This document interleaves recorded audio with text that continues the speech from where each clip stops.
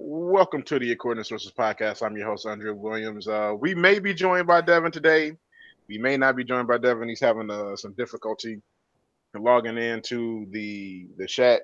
But it's me and Chris. Chris, say hello to the people. What's going on, people? We missed you. Yeah, we miss you. We miss you. We were actually just holding a conversation before before I turned the recording on. We were talking about the Chicago Bulls, and Chris, you said something about Zach LaVine. What were you talking about? Uh, you know, Before Levine came back, inserted into the lineup, Chris Dunn and Larry Markkinen, they had a really good groove going. Um, it was kind of like in the height of when everybody was just starting to like actually realize like Larry, this kid is good. Like keep an eye on him. I mean, even his name being dropped on ESPN all the time. And then Levine comes back, and it's like his production just slipped off. I think he went like 8 straight games with like less than 10 shots attempted. And like you said, when you have that much young talent and you play with a guy as talented as Zach Levine, issues like that are going to occur. Yeah, definitely. I think there's obviously growing pains between Zach LaVine, Chris Dunn, Laurie Markkinen, and Zach is a personality. Of the three basketball players, he's obviously the most accomplished.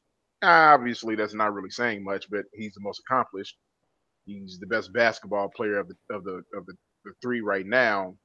But the other two, in particular, Chris Dunn, obviously feels that that leadership role should be something that they be in. And I agree. I agree with Zach Levine. Everybody isn't going to like each other, and there's going to be some issues here and there as they figure out who's the best basketball player of the three. And then you have to factor in the Bulls can potentially have two lottery picks if Anthony Davis stops going absolutely insane and Yeah. winning games for the Pelicans. But they could potentially have two lottery picks, and they're definitely going to have one. So depending on how high that draft pick is, they're going to have another player, you know, another talented player is going to be added to the mix, and that's going to bring even more problems. So there's definitely going to be some growing pains uh, with this team as they get better or worse and figure out who's who and what's what. I mean, that's just the way it's going to be. But I think that's a good problem for a team to have. A team like the Mhm. Chicago Bulls, you want to have guys that want to be that guy.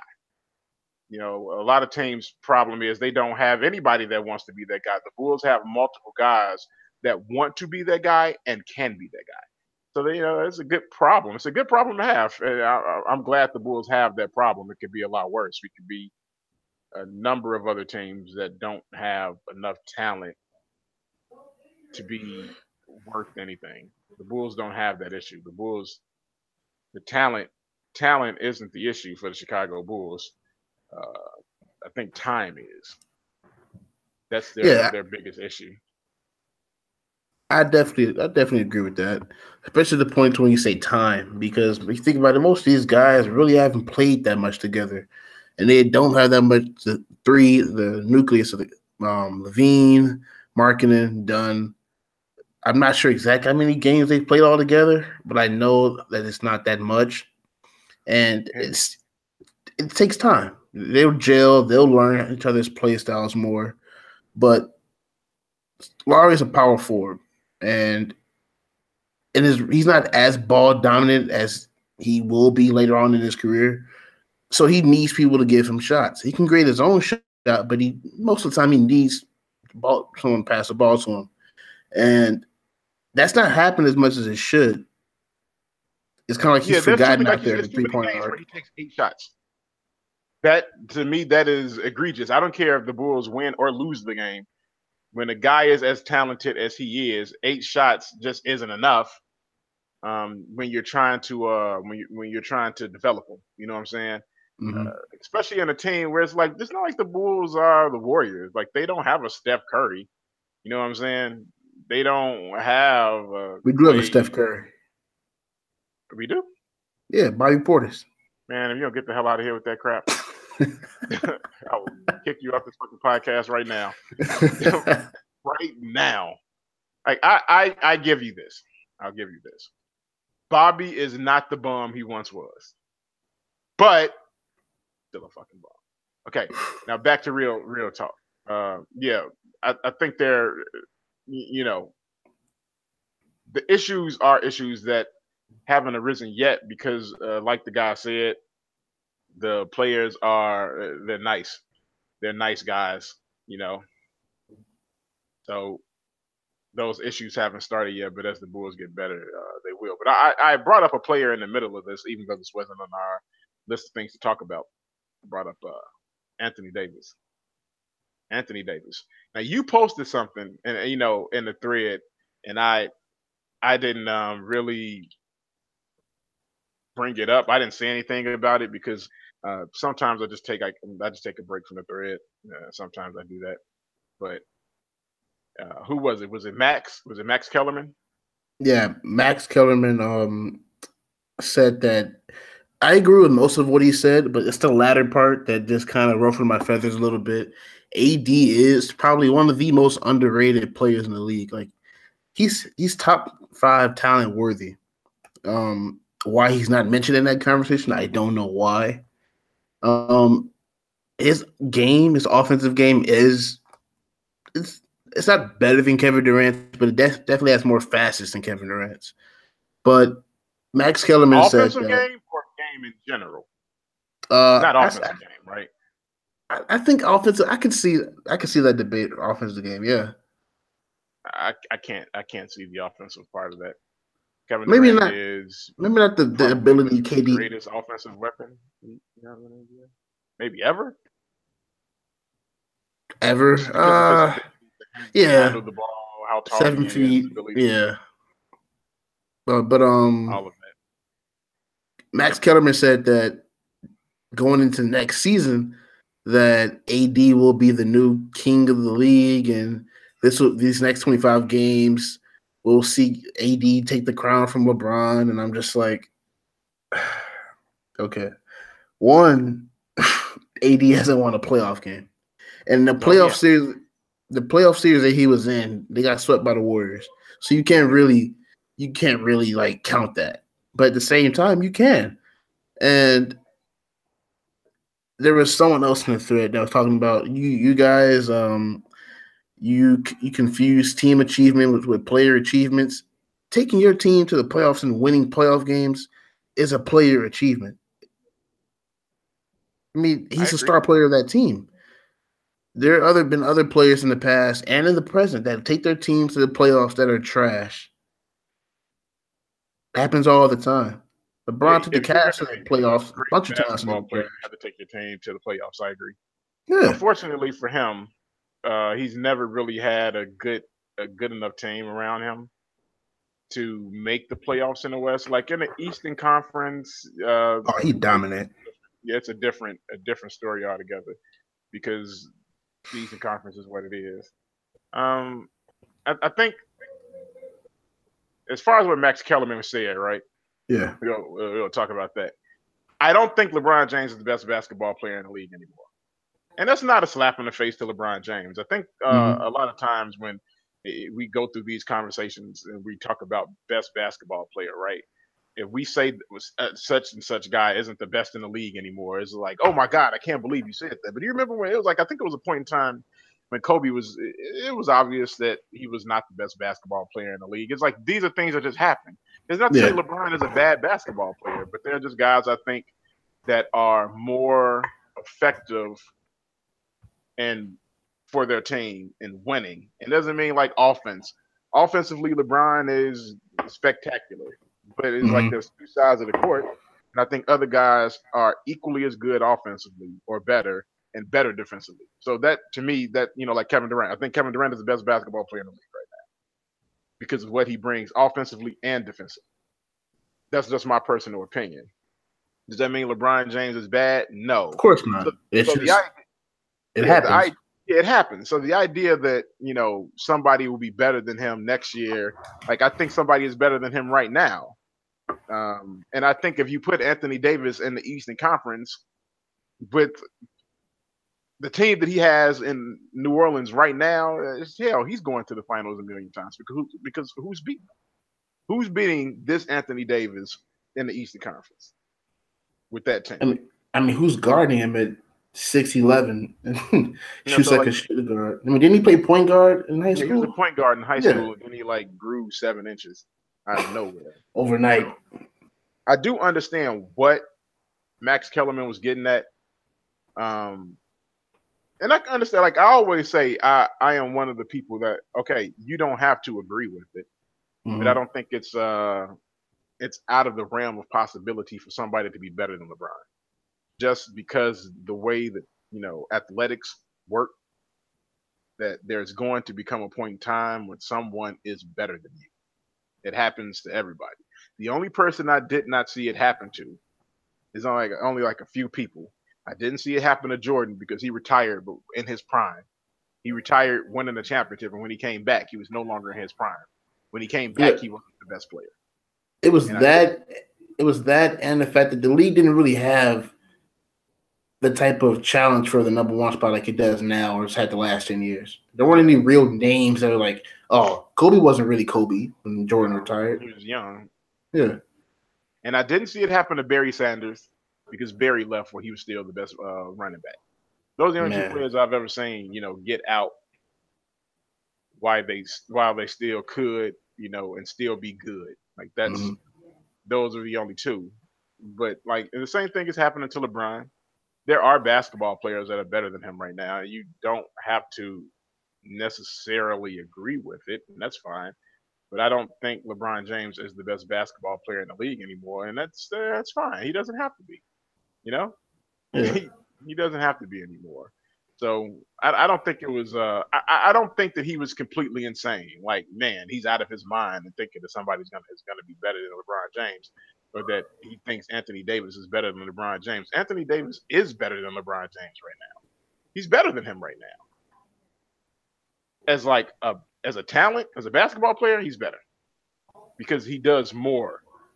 He does more offensively, defensively. Anthony Davis does more than LeBron James right now. LeBron James plays in the East. I mean, does that mean that Anthony Davis is better than prime LeBron James? Absolutely not. That's not what that means. It just means he's better than what? How old is LeBron? 31, 33. 30, 30, yeah, 33. I'm sorry, 33. He's better than Did you know Anthony 33 year Davis old. is 24? Yeah, yes. He's He's 24. he's 20 for 24-year-old Anthony Davis is better than the 9-year-old LeBron James. That is not That's a crazy. slap in the face to LeBron James. It is actually a great thing for LeBron that we're even talking about him being in the same sentence as a guy as good as Anthony Davis at 24. I think that's the way we should look at it, and not the other. Another way around. Yeah. But that was just one of the things. I know we didn't talk about that. But that was one of the it's weird. We were able to segue from Anthony Davis into that conversation. But I don't think it's completely out of the realm that Anthony Davis may be the best basketball player in the league next year. I mean, look at what he's doing. He is absolutely unstoppable. You can't do anything with him. I But mean, you literally can't do anything with him. I mean, he'll take you to the paint. He drives like a point guard. He shoots like a shooting guard. He can rebound and do it. I mean, he's really a five-tool player. what is he averaging? Like 40 points and 15, 16 rebounds or something. 40, 15, and like 8 or something. Stupid, just stupid numbers. Stupid Absolutely numbers. stupid numbers. And I love watching it. I'm always in support of people from Chicago doing well. And when he was having all those injury troubles, everybody was wondering if he was like an injury plagued dude, like Derek had become. So I'm glad to see that he's kind of overcoming those injuries and showing what he could do. And it really hurt because he had Boogie, and they could have made some Man, absolute noise in the playoffs, and then you don't have Boogie anymore. So it's like, now what? You know, if the Warriors would have ever met up with the Pelicans, they would have gave them some real problems. How do you stop two 7 feet monsters? Yeah, I think they could have potentially won like 2 games. I mean, I'm not saying they would have beat the Warriors. I'm just saying like they would have gave them some real problems. I mean, Draymond's great, but I don't think he could take on Boogie like that. Not in the paint. I mean, nobody can. The way he was playing this year, he was a legitimate MVP candidate, easily MVP candidate. And it's crazy because now, with him gone, Anthony Davis is a legitimate MVP candidate. Yeah. Like you just said, MVP candidate. I'm gonna read off some stats for his last month. 38 and 10, 42 and 15, 45 and 17, 27 and 13, 53 and 18, 26 and 15, 23 and 13, 41 and 13. That's MVP numbers. And Yeah, he scored more than I think some stats, James Harden and stuff. He's made more field goals, something like that. every night he was on ESPN for one thing or another. Every night. Rebound and assists, points, blocks, steals. It was something. Every night. He was leading the night in something. He's putting up NBA 2K like my career numbers, and he's doing it in the NBA. He's a monster. He's a problem. I would love to see him get some more talent around him. I know he has Rondo. Shout out to Ball, that's their boy. Rondo has been playing outstanding lately. I think Yeah. it's like he's shooting like 50% from the field or 49% from the field or something like that. He's just been killing it. So everybody is starting to really come together. So that's always good to see. But I would love to see him get a little bit more talent, a little bit more shooting. Because I mean, Rondo shooting 49% is awesome, but Rondo is not a shooter. So if Rondo is like you're banking on him to be a That competent guy. shooter for extended periods of time, you're probably gonna lose. So you don't want that. But yeah, we'll see what happens, man, as he gets into the playoffs. Because even when he was in the playoffs against the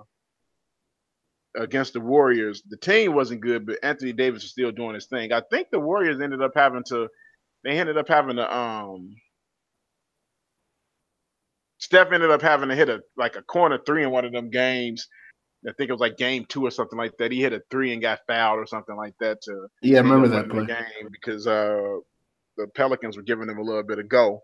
They had to dig deep and win that game. They were obviously going to win the series because of the Warriors, but Anthony Davis was giving them everything they can handle, and it was just him. So if they had Boogie, you're right, they probably could have given them a little bit of more issues, but who knows. But it was good. I was talking about him being on ESPN, and they've been all throughout the news right now. What's going on with ESPN right now, Chris? What is going on? Jamel, Chris Berman, and who is it? Adrian Lawrence or something? Is that the chick name? Adrian Lawrence? Yeah. So Adrian Lawrence released a statement not too long ago, about a month and a half ago, claiming that John Buccigross was Bucci man? sexually Bucci May that Bucci May was sexually harassing her, and he kept the screenshots, and it was that big of a deal that ESPN backed him and even released it themselves. So they believe him, and when they release the screenshots and you read them, of course it sounds like Bucci's trying. He's trying to get to know her, probably trying to hit. Who knows? But not once a normal person read those screenshots and think, "Wow, this is sexual harassment," because it wasn't. And after ESPN released those screenshots, she went on this whole kind of just like tweet storm talking about just the corporation and the mass, kind of just like the mass hysteria over just the fact that allegations are brought up in general. And then it kind of So died. It kind of died. yeah, What it are you did gonna say? die. Okay. No, I was gonna say yeah, it died out, but go ahead. Yeah, yeah, you Finish. didn't hear about it. It came and went. And then there was another story that came out a couple days ago, 2 days ago, that Yes, 2 days ago. she that there was a voicemail from Chris Berman, and it was that he left racially disparaging comments on Jamel Hill's phone, and that when I read that, I was like, "What? That's Chris Berman." Like, never would have thought, never would have thought that. But Jamel Hill came out with a statement, basically just destroying what Adrian Lawrence was saying that yeah, her and Berman had an issue, but it wasn't to the extent that Adrian Lawrence was saying, and it was handled correctly. She felt the ESPN handled it correctly, and she felt okay how the situation ended. And at the end of it, she was like, "I can't believe that someone I consider a friend would use something as personal as that as for like a gain for herself." And after that, you haven't really heard much about it because I'm pretty sure it's a non-issue now. Okay, I'm trying to figure out why anyone would try to use Jamel Hill as like their stepping stone. Like if anything we know about Jamel Hill, she is not about to allow you to use her name for anything. Mm-hmm. That's what you're not gonna do. And I think it's trash. Like, okay, if anything that goes on, right? I think it's garbage. You know, the whole Me Too movement. I think it's trash when women do stuff like this because what it does is it dilutes the movement in and of itself. It's It it's a does. it's a movement diluter. That's exactly what it is. They're taking the movement and turn it into a farce. Like if you have an issue with ESPN, you should probably keep that issue with ESPN and not make it anything to do with Jamel Hill. You know what Jeezy say? If you get jammed up, don't mention my name. Don't say my name in the middle of your shit. You have a problem with what the hell's going on at ESPN, you keep it there. Don't bring up nothing between me and say I said something. I have something going on here. Whatever the hell you talking about, that's something we not gonna do. You know what I'm saying? And Exactly. I'm glad that Jamel came out and did what she did. Like, no, what she's saying isn't true. Um, None of these things ever happened because Chris Berman has his issues. He definitely does, in Yeah. particular with sexual harassment. But one thing I've never heard anybody say about Chris Berman is that he's a racist. But so nobody wants somebody to have that, on their name that this guy is a racist or anything like that. Nobody wants that. Yeah. And So I'm not a big fan of calling women that claim they were sexually assaulted or abused liars. But in this case, it's just blatant lying. And when you said that when women do stuff like this, they dilute the movement and that they dilute the message. It's kind of the same thing with the whole Colin Kaepernick thing. When kneeling this past season and how it became kind of an anti-Trump thing, and now it's a flag protest, and it was never that in the first place. that's because the NFL and its owners have done a very good job of taking what the whole movement was about and turning it on its head. Like they've done an excellent job of that. They've made it nothing to do with what it was initially about. Nothing at all. That's just what they do. They've done a hell of a job at it, you know, making it about something completely different. And that's what's going on now. Unfortunately, it's another woman that's doing this. They're making this about something that has nothing to do with anything. It has nothing to do with what the hell's going on. She should have kept that shit between her, whoever the hell else it was doing shit. I have no idea what was going on, but she should have Mm-hmm. kept it there instead of bringing other people into this because now nobody believes her. If you had something that was seriously going on, um, maybe it could have been taken a little bit more seriously, but now no one can take it seriously because you lied. And the worst part about all this, Jay, is Chris Berman just lost his wife not too long ago. So you gonna launch these false accusations? It's a man that just lost his wife. Really? Like, how low can you go? Very low, I didn't know that apparently, his and wife she's passed away. trying her. Yeah, Oh, she died. Devin, Devin, and It's brought not a his la- ass up. This is not the part to be laughing, but I did figure out what was going on, and I am here. He brought your ass up here. We was talking about Adrian Lawrence. Is that her name? Adrian Lawrence. Yeah, that's her name. Basically making Her shit name up. should not even be spoken. Just making shit up. I, You know. I mean, honestly, and what's going to probably happen is that somebody's probably going to countersue her, if not the whole entire entity of ESPN, or just individually, because that could have cost Jamel Hill a lot of money. Yeah. I think it would be actually very smart for them to countersue, and she could probably forget about working at any place else. Yeah, nobody's gonna In sports. bring you on for what? Why would anybody bring you on? And I don't want it to make it seem like we're, one of these groups of guys that are like, there's nowhere in hell a woman could be telling the truth about. Like, we're not like that. We're definitely not those guys. But God damn it, this tramp ain't telling the truth. You know, the stigma around sexual assault and sexual harassment, and when that women are liars, it's already terrible enough.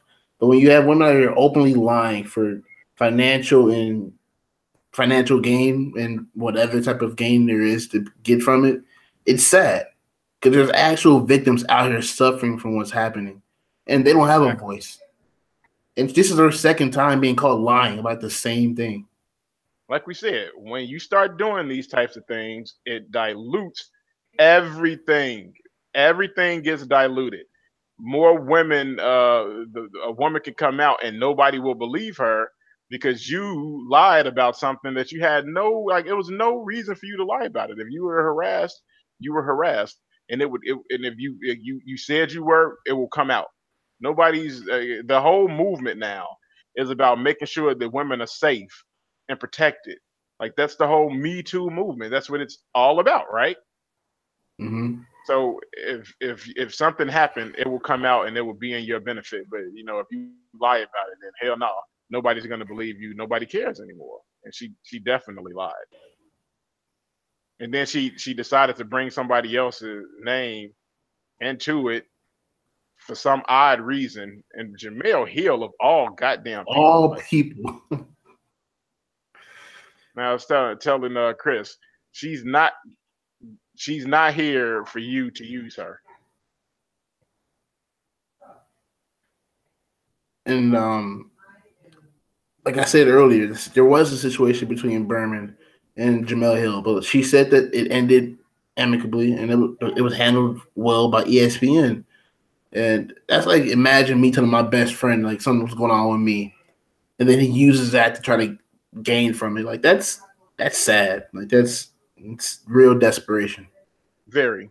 We're on a we could switch away from that. We know enough to know that she's a liar. She can't be trusted. But we're on the subject of ESPN. ESPN just who just played on ESPN? Was the Rocket and the Thunder? Yeah, Rockets and the Thunder. Rocket and the Thunder. I No, know that was TNT. That was TNT. TNT. Okay, Yeah. TNT. But we'll talk about it anyway. I think it was a 10-point game, like 120, but it was definitely a lot worse than it looked at the end of the game. We have a big time Houston Rockets fan and or CP3 fan. I don't know which one he is. Bandwagon. I'm not gonna say that. He's a CP3 fan, so wherever CP3 goes is probably the team he's gonna support. Okay. Forget about the OKC Thunder. When Roberson went down, or Roberson, when he went down, that pretty much ended their chances of being a legitimate contender to anybody, right? Yeah. Obviously, the Rockets are looking forward to the Golden State Warriors. What are the odds of, like, okay, What is the percentage of chance you give that Houston Rockets team of beating the Golden State Warriors in a 7-game series?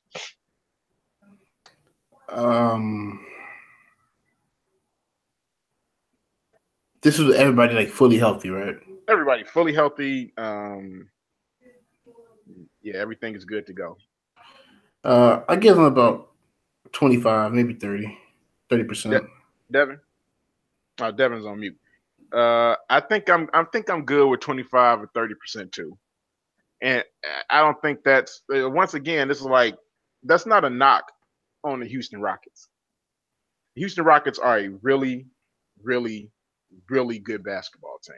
Nobody can say. I mean, it's almost foolish to say otherwise. Yeah. To say that that's not a good basketball team, I think it's foolish to say that they have no chance of beating the Golden State Warriors. But I think if you give them, more than 35% chance of beating them, then I think you are insane. I understand what the Rockets are doing. I understand how good they are. The shooting threes, the fouls, the defense, all of it looks really, really good. But the thing is, that is really good, a really great style of play for the regular season. I want to see how that style of play holds up when it's no longer the regular season. You know what I'm saying?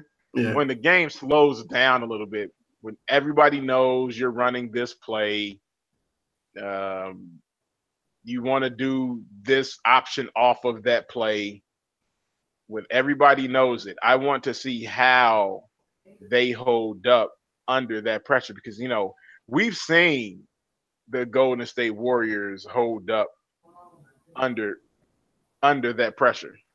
You know, we've seen that. We've also seen the principal player on the Thunder kind of fold under that pressure, that exact same pressure. Like James Harden doesn't have the best track record when it comes to the playoffs. Are you And are you referencing that 2012 finals? I mean, you could reference that and a couple other appearances in the playoffs. He does not play all that well in the playoffs, and I think some people are like, well, that's a lazy, a lazy way of thinking about the team and the way that the games will go. But I honestly don't think that it is. Like the only thing we could do is go off of what we've seen from James Harden in playoffs past, and it hasn't always been all that good. It has not been good. So I don't I don't think um, they don't have a chance of beating them. I think they have as good a chance of beating the Golden State Warriors as anybody has had in quite some time. Yeah. But do I think they're going to? No, because I think that the Warriors, their zenith is just higher than everyone else's. I understand, it's just the regular season, and people hate when you say it's just the regular season, but it It really is. is. It really is just the regular season, though. And Everyone knows Golden State doesn't turn that extra switch on to the playoffs. I mean, there's no yeah, reason to. they have no reason to care about the regular season anymore. The Rockets are trying to prove something in the regular season. Like they've won, what is it, 16 straight games in the regular season, like in this, and they're one win or one like the Warriors, who aren't even really trying, are one loss behind them. Like, come on, like, Yeah. they don't give a shit about the regular season, and they shouldn't. When you played this many goddamn regular season games and playoff games, you've gone deep in the playoffs as often as this team has gone deep in the playoffs. You don't worry about the regular season. They have no reason to worry about it. They're not going to worry about it. And that's why I think that when the playoffs actually start, we're going to see something completely different from them, and in terms of their caring, like what they care about, how they, the way that they're playing is going to be completely different. And I think anybody who can't see that is completely insane. That's not to say that the Rockets can't beat them. I think when people, in the thread, when we talk about the Rockets not winning, people are just like, "Oh my God, you're hating." It's like, no, I mean, we're talking about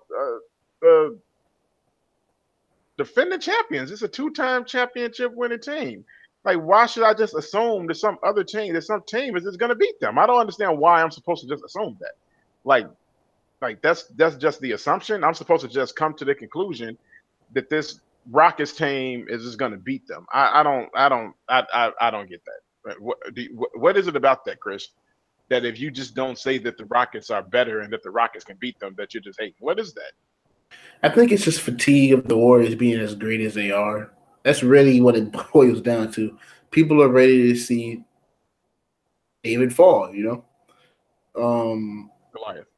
Yeah, I'm not really good at that stuff, man.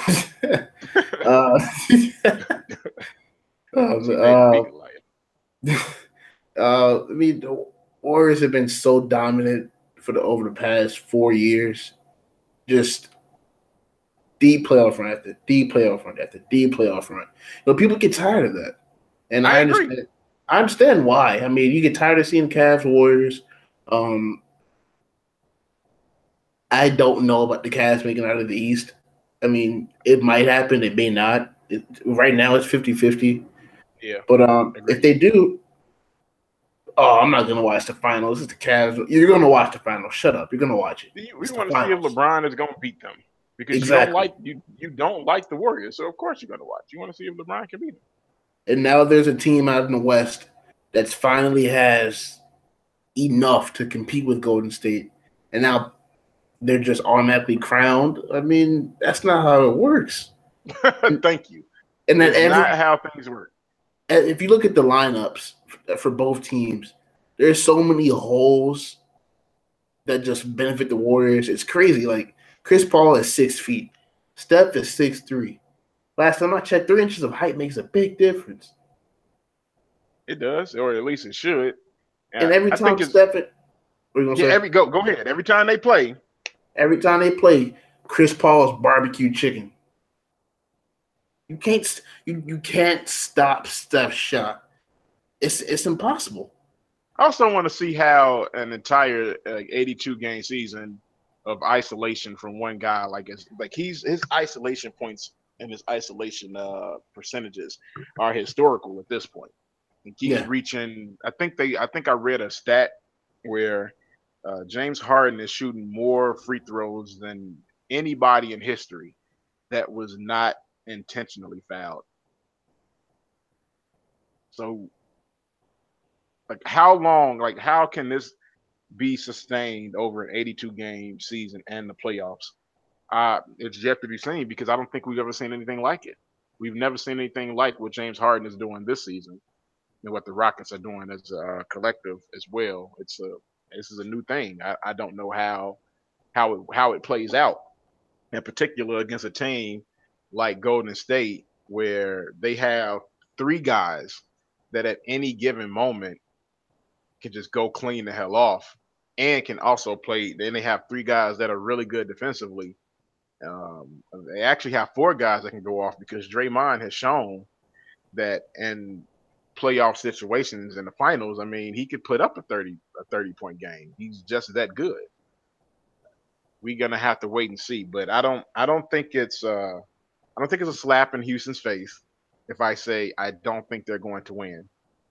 I think it's stupid to say they can't. I don't think that's the issue. I think the bigger thing for me is I don't think they will. Mm-hmm. I don't believe that the Warriors have taken the regular season seriously at all. I mean, come on, man. They had a game where their coach didn't even coach the team. Literally. They're bored. What else are they supposed to do? I mean, they're resting guys left and right whenever they have the opportunity to. So yeah, man, it's the regular season. I don't know if JaVale McGee is still starting at center, but taking Pachulia out and putting in McGee was probably one of the best coaching decisions Curry's ever made. I mean, his pick and pop game, phenomenal. He still has that jump, and he's a really good defender. Yeah, Like they I said, needed they a needed him. defender like that because you can't have an entire season of Kevin Durant defending, protecting the rim. He did a excellent job, but at some point you got to have a real.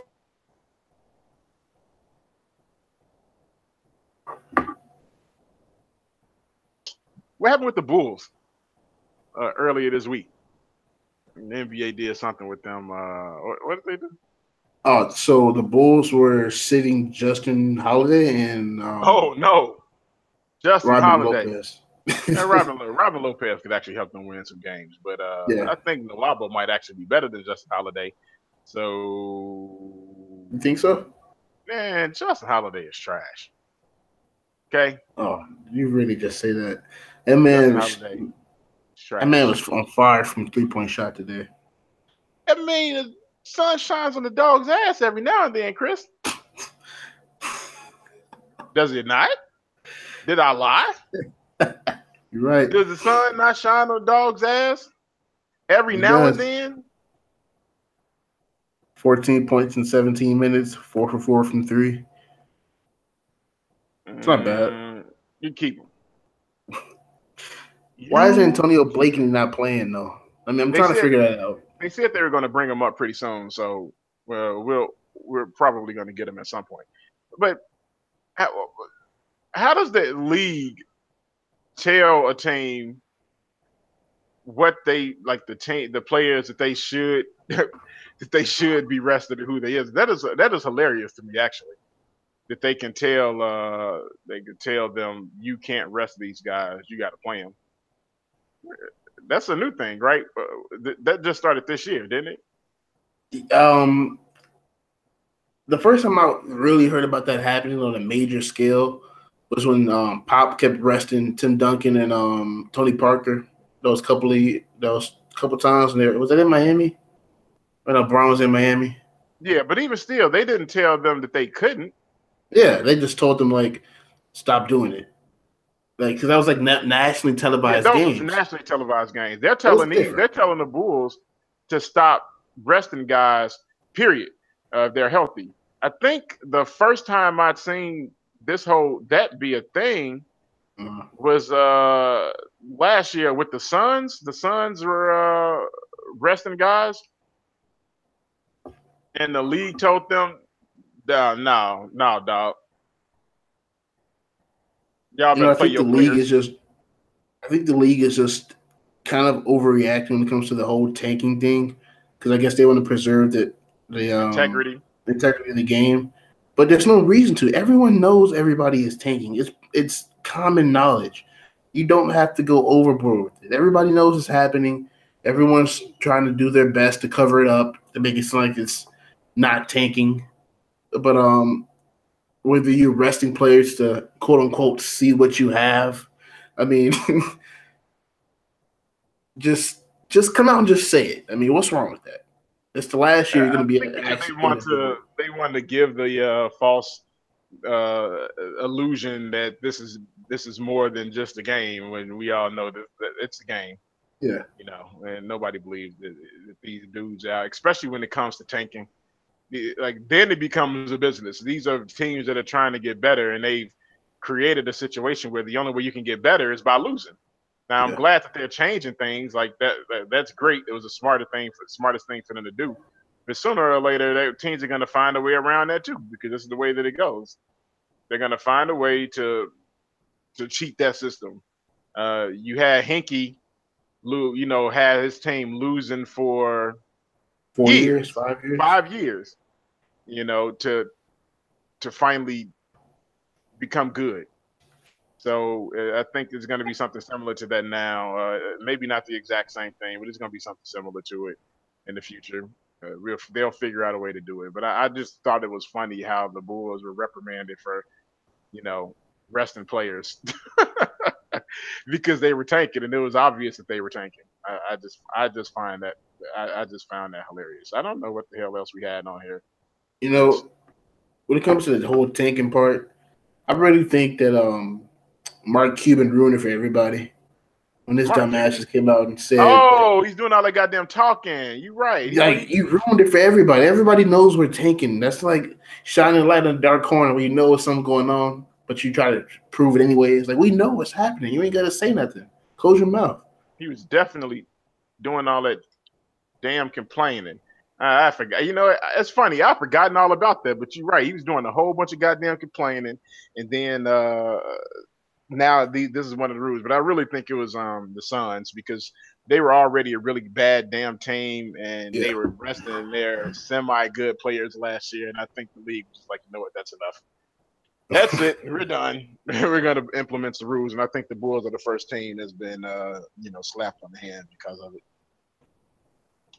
What else do we have here? What do we Seahawks. have? Oh yeah, that the Legion of Boom is dead.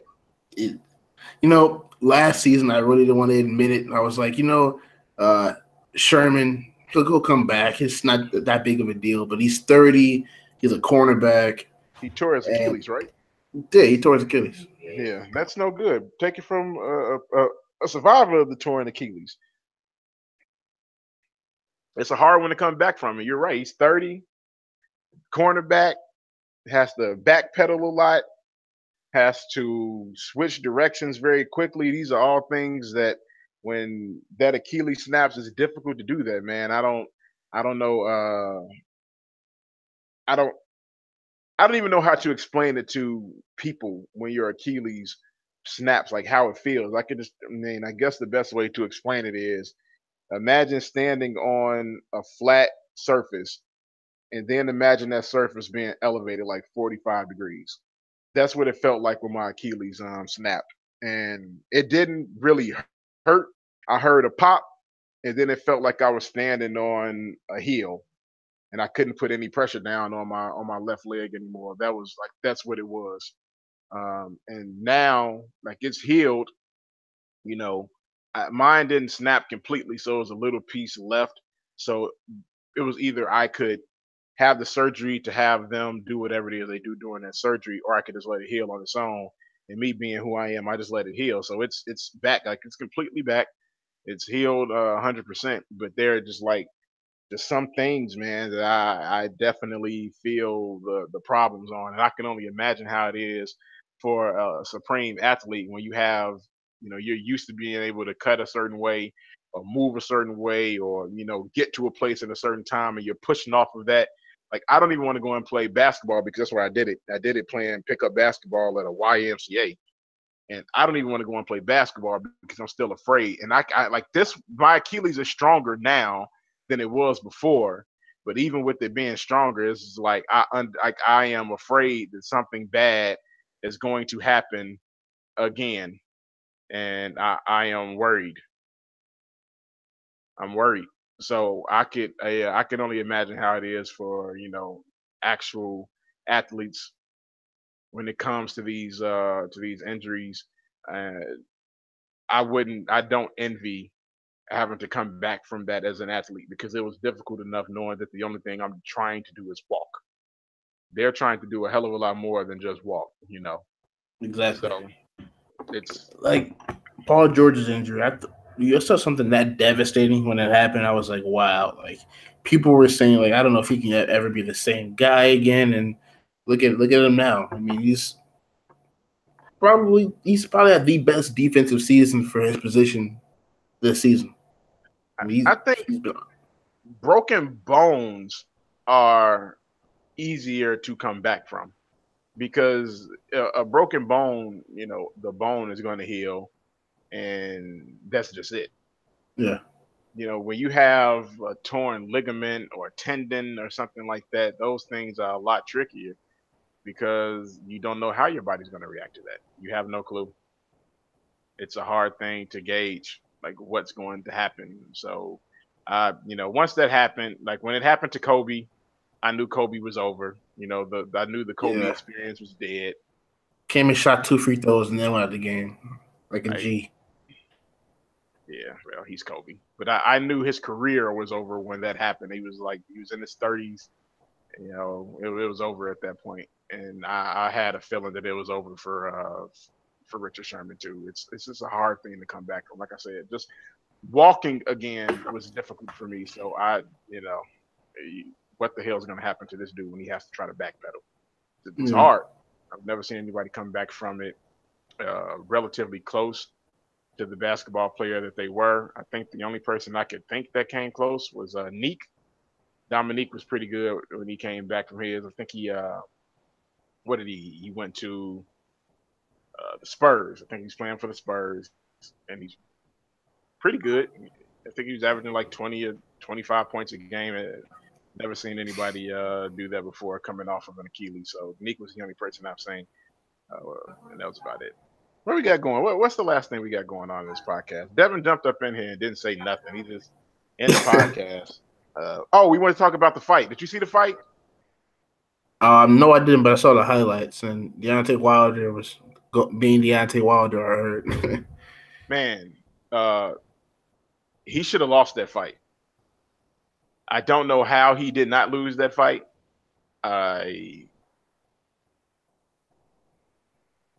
Ortiz messed up. He had him on the ropes, had him pretty much knocked out, and then he let up. And we saw what happened in the 10th round. But the thing that was really good for Deontay Wilder is it showed that he can stand in the fire. You know, It showed because not everybody can stand in that fire. Not everybody can do it. And take that type of punishment, take those hits, keep coming back and fighting. Not everybody can do it. He did it. And I think he's all the better that he went through that. He's going to be a better champion now because of it. The way that Joshua, I think against Klitschko was rocking him. Klitschko had him, and Klitschko didn't get the win. He got beat. That makes you a better fighter, and I think this is gonna make him a better fighter too. He's never gonna be technical whiz or any of that shit. He's not gonna be that. But what he is he's a monster. He has a crazy right hand. It's gonna be difficult to beat him.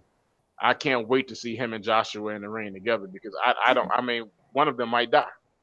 Yeah, 6'6", 6'7". Not that I want to see anybody die. I mean, it's like Kevin Durant and LeBron throwing the gloves. Those dudes, and that right hand for Joshua is not for Joshua, for Deontay Wilder, something else. That's what won him the fight. He hit that dude with a clean right hand, and that was the end of the fight. So I really can't wait. I really can't wait. But I think that's it, man. We really just wanted to get a podcast out. Devin jumped in here and said 2 words, and then he left. But you guys know where to find us, man. It's according to sources at gmail.com. If you have questions, if you want to send general hate mail about the podcast, send that to Chris. It's A2 sources. One more quick thing. According to sources in Ball on Balls, we're having a compilation show on April 1st. Reviewing the Bull season draft picks. It's gonna be a lot of fun.